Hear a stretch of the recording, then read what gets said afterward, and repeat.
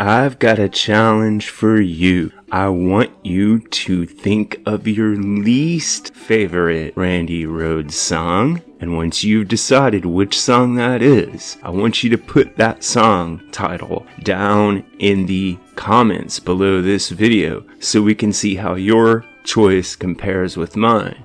Now, in some ways, this is an extremely difficult task because there are so many great Randy Rhoads songs, and Randy Rhoads was one of the most incredibly talented guitarists in classic rock history.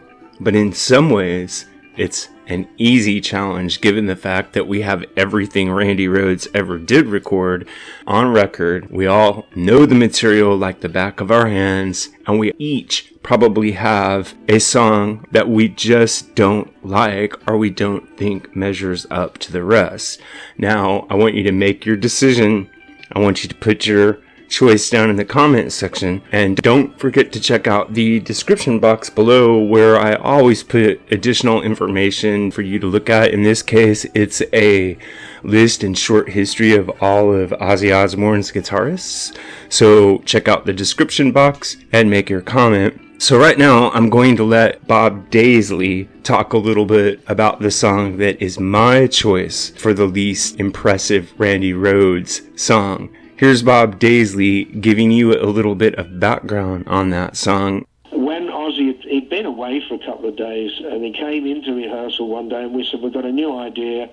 You see, I came up with the title of the album, Diary of a Madman, months earlier, and Ozzy loved the title, but we didn't have a song for a title song called Diary of a Madman. So when Randy had these ideas of this weird timing stuff and that, and I thought, well, because it's weird, that would probably lend itself to being the title track, Diary of a Madman. So Lee had already sung a few bits of bits. See, Lee was good at vocal melodies too. You know, he'd get a mic, if Ozzy wasn't there, he'd get a mic, sit on his kit, play the, drums and sing sort of vocal ideas. It was him that came up with the vocal melody for Flying High Again.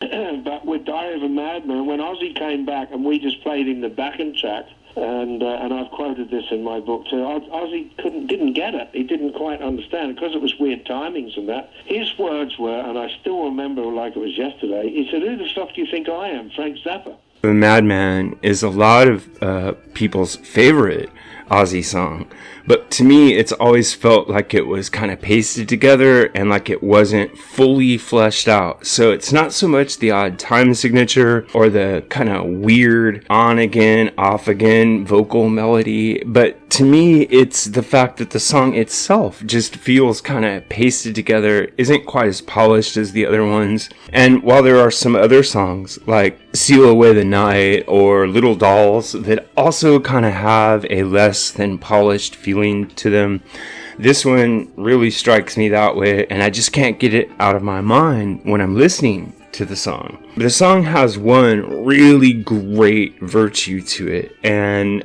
before I tell you what that is, I want you to listen to something really interesting that Gary Moore had to say about Ozzy's search for a guitarist before he found Randy Rhoads. Let's listen in to what Gary Moore had to say. Did you ever know Randy at all?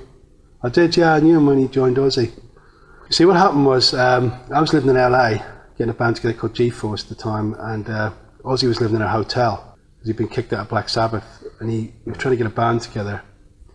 Now, the guitarist he wanted in his band was me. I know that for a fact because he kept trying, but I really didn't want to do it. I just left Thin Lizzy. I didn't want to get back in that situation where somebody might be a little bit less sober than they should be sometimes. Putting it nicely. Yeah. And Ozzy even said that to me. He says, "I'd drive you mad, He says, I said, "I know, I've just left Thin Lizzy. I can't do all that again, man. I couldn't do it." Now, I play that clip from Gary Moore because I think it's astounding to consider what might have happened had Gary Moore accepted Ozzy's offer and become the guitarist in his band. Now, as we all know, Gary Moore is a master of just about every style of guitar, whether we're talking jazz, classical, heavy metal, hard rock, or blues. He has every lick in the encyclopedia at his disposal and then some. He is at the highest level of guitarists in classic rock history. But that said, If he had been Ozzy Osbourne's guitarist, we would have never gotten anything like Diary of a Madman. And this is why I think the song, despite the fact that I'm not a fan of it, is a really important Ozzy Osbourne song, because it shows exactly what kind of flavor and capacity Randy Rhoads brought to the band. So in short, what I'm saying is, I don't personally like the song that much, but it's still a really good showcase for the unique flavor that the Blizzard of Oz band had, and primarily due to the influence of Randy Rhoads' guitar playing. So, like I said, I'm really interested to know which of the songs you feel is the least impressive that feature Randy Rhoads, and how that compares to my choice. This is what I think, but what really matters is what you think. So if you have an idea about this or any other topic connected to classic or contemporary music, please drop it in the section below, and remember to like and subscribe. Thanks a lot.